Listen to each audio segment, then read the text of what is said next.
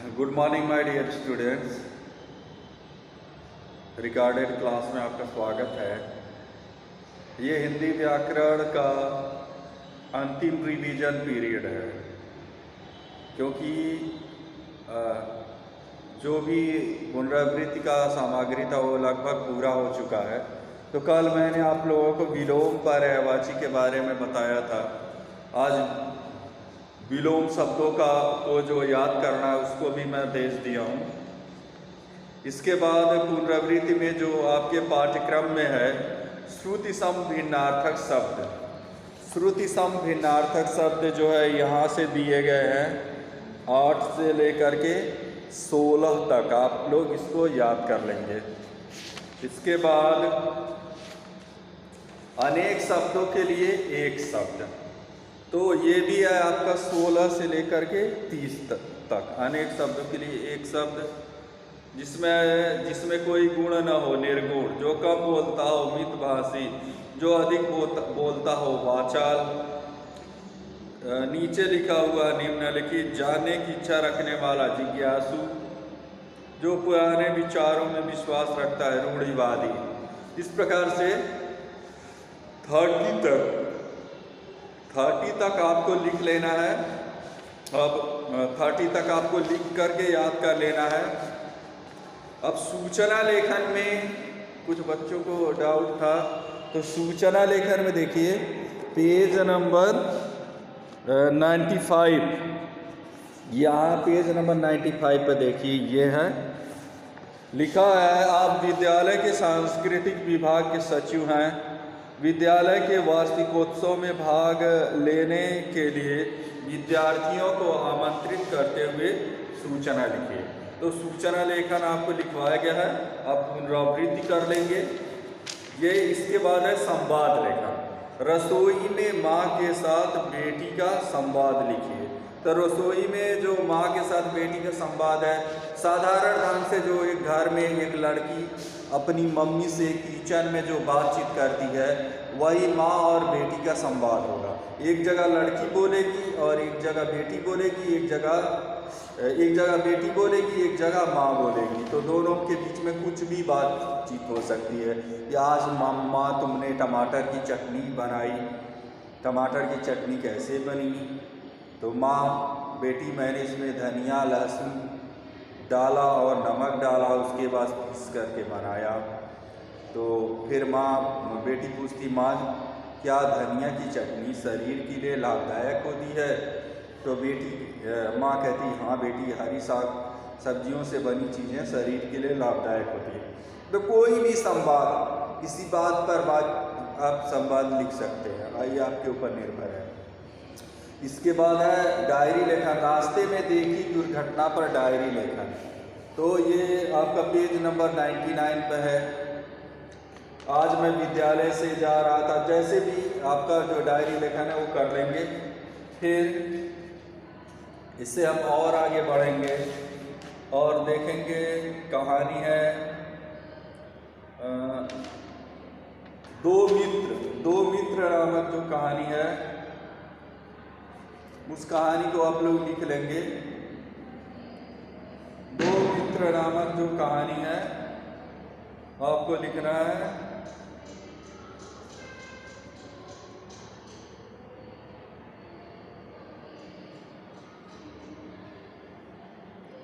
दो मित्र है, हाँ, दो मित्र नामक कहानी को आपको लिखना है। तो मित्र की अनोखा उपहार है आप लोगों का। अनोखा उपहार नामक कहानी को आपको लिखना है। तो अनोखा उपहार नामक जो कहानी है उसको आप लोग लिख डालेंगे।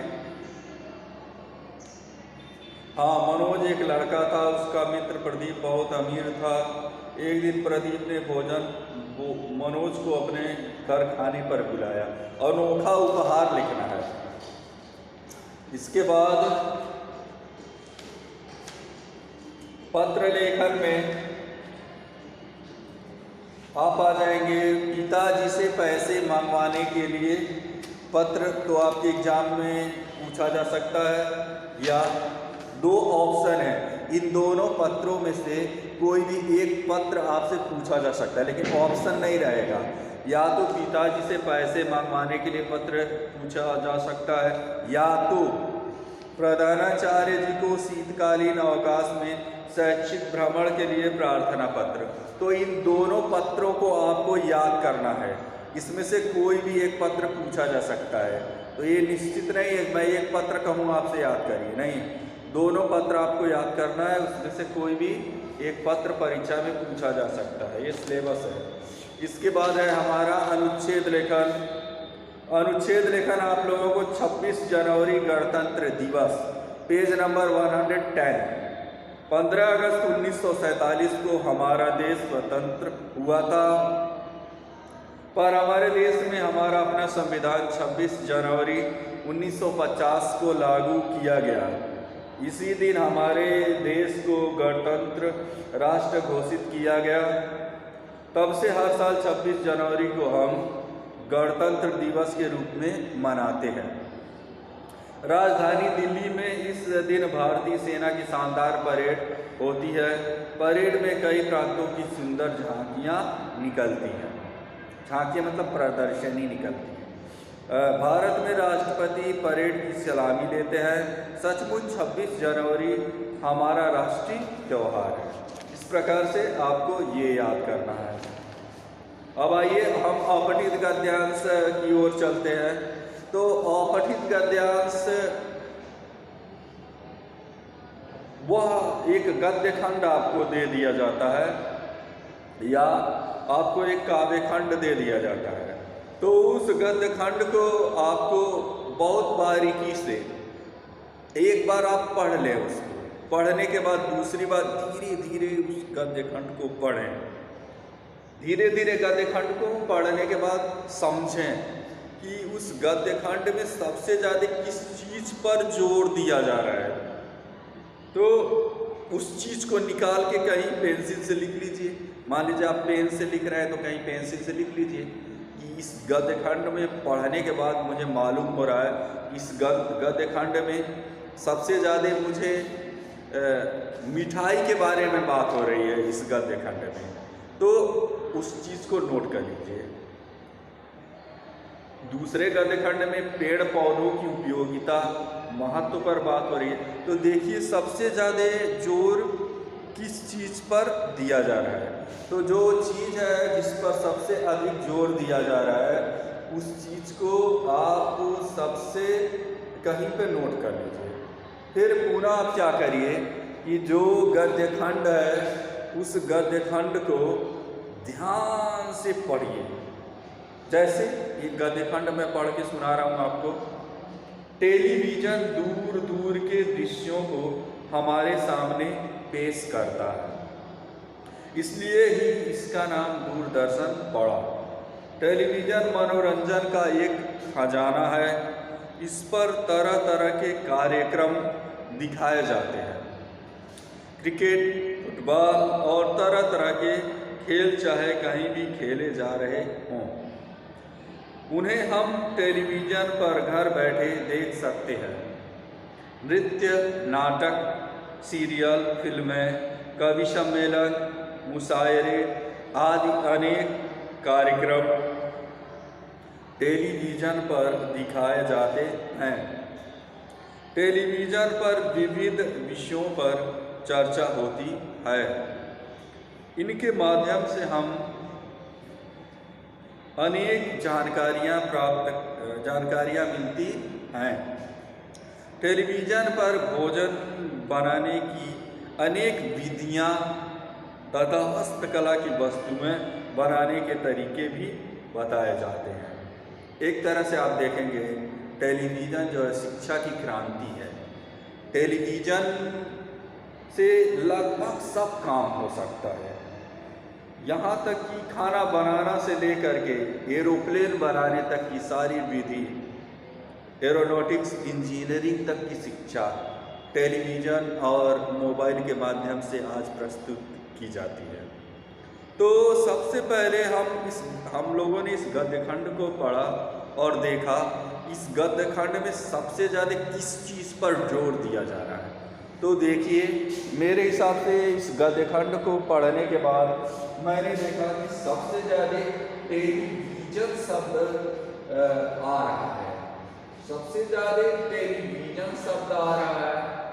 और टेलीविजन के आ जाने के बाद उसकी उपयोगिता जो है बढ़ गई है। तो टेलीविजन मुझे लगा कि टेलीविजन शब्द सबसे ज़्यादा इस गद्य खंड को पढ़ने के बाद आ रहा है। तो फिर एक बार इस गद्य खंड को हम लोग पढ़ेंगे और अध्ययन करेंगे। दूसरी बार आप फिर पढ़ेंगे, नहीं समझ में आ रहा है, 2 बार पढ़ेंगे, फिर क्या होगा।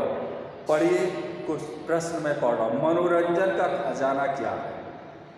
तो ध्यान से पढ़िए, इसलिए इसका नाम टेलीविजन मनोरंजन का एक खजाना है। देखिए यहाँ पर सीधे उत्तर लिखा है, टेलीविजन मनोरंजन का एक खजाना है। तो उत्तर क्या मिला? मनोरंजन का खजाना क्या है? तो मनोरंजन का खजाना जो है क्या है? टेलीविजन है। दूरदर्शन का क्या अर्थ है? तो दूरदर्शन का क्या अर्थ है? दूरदर्शन तो दूर के दृश्यों को हमारे सामने जो दूर मतलब दूर, दर्शन मतलब देखना, जो दूर के चीज को दर्शन कराए वह दूरदर्शन है। जो दूर के चीज़ों का दर्शन कराए वो दूरदर्शन है। तो आप साफ अंदाज कुछ अपने समझ से अंदाज लगा लीजिए कि दूरदर्शन, इसको छोटा छोटा टुकड़ा टुकड़ा कर दीजिए। हिंदी भाषा की सबसे मुख्य चीज़ मैं बता रहा हूँ, हिंदी भाषा में जो शब्द आपको कठिन लगता है, जो समझ में नहीं आता है, तो उसको समझने का सबसे इजी तरीका, उस शब्द को छोटे छोटे टुकड़ों में धीरे धीरे पढ़िए। जैसे LKG का लड़का पढ़ता है, कमल अदरख, जैसे छोटा छात्र एक कम ज्ञान वाला विद्यार्थी पढ़ता है, वैसे आप बन जाइए और उस शब्द को आप क्या करिए, धीरे धीरे धीरे धीरे पढ़िए। जब धीरे धीरे पढ़ेंगे तो क्या होगा, उस शब्द का अर्थ निकलेगा उसी में से। जैसे दूध में चीनी मिला देते हैं तो तुरंत मीठा नहीं हो जाता है, उसको चम्मच से धीरे धीरे घोंटते हैं, घुमाते हैं, तो धीरे धीरे चीनी मीठी हो जाती है। वैसे ही शब्द को जब हम धीरे धीरे पढ़ेंगे, धीरे धीरे समझेंगे, धीरे धीरे पढ़ेंगे, तब उसका अर्थ निकलेगा। तो देखिए जैसे शब्द है दूर दर्शन, ये शब्द है तो आपको कठिन लग रहा है, तो ऐसे पढ़िए दूर दर्शन। तो दूर मतलब दूर, दर्शन, दर्शन मतलब जो दूर की चीजों को दर्शन कराए, दिखाए। तो दूरदर्शन का क्या अर्थ निकला, दूर के दृश्यों को दिखाने वाला।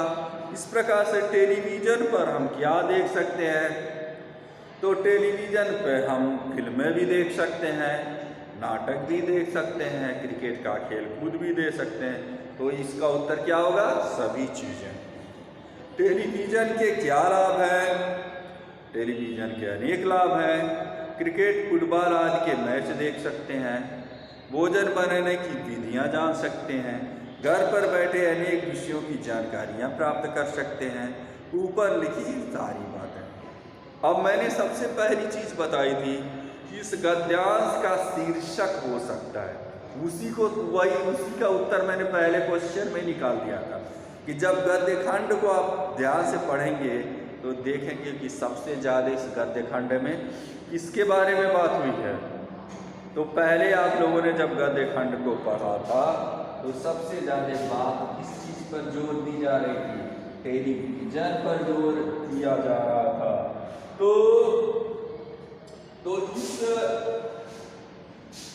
इस गद्य खंड का उत्तर यहाँ खोजिए।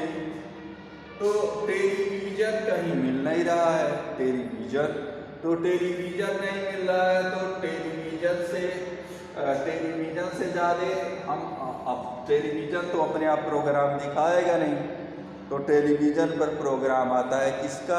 दूरदर्शन का।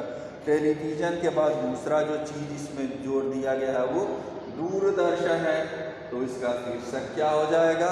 दूरदर्शन हो जाएगा। इस प्रकार से आपके पुस्तक में जितने भी अपठित 1, 2, 3, 4 अपठित गद्यांश हैं, चारों अपठित गद्यांश को आप लोग मौन ध्यान से पढ़ लीजिए। एक बार मैं शुरू से रिमाइंड कर दे रहा हूँ कि आपको परीक्षा में का पाठ्यक्रम क्या है। आपके परीक्षा में पाठ 5 सर्वनाम याद करना है पहला। इसके बाद आपको विशेषण पाठ 6 याद करना है। इसके बाद क्रिया नामक पाठ पढ़ना है। इसके बाद काल नामक पाठ पढ़ना है। इसके बाद आपको विराम चिन्ह नामक पाठ को पढ़ना है। इस प्रकार से यहाँ तक आपका पाठ्यक्रम है। उसके बाद आपको विलोम, पर्यायवाची, अनेकार्थक, मुहावरे आदि जो भी चीज़ें हैं उनको पढ़ना है। तो प्यारे छात्रों, मैं आशा रख रहा हूँ कि आप लोग पुनरावृत्ति कक्षाओं में ध्यान से भाग ले रहे होंगे और अध्ययन मनन का कार्य कर रहे होंगे। मैं आपसे आशा रखता हूँ कि आप इस बार परीक्षा में बढ़िया प्राप्त करेंगे। धन्यवाद। Thank you.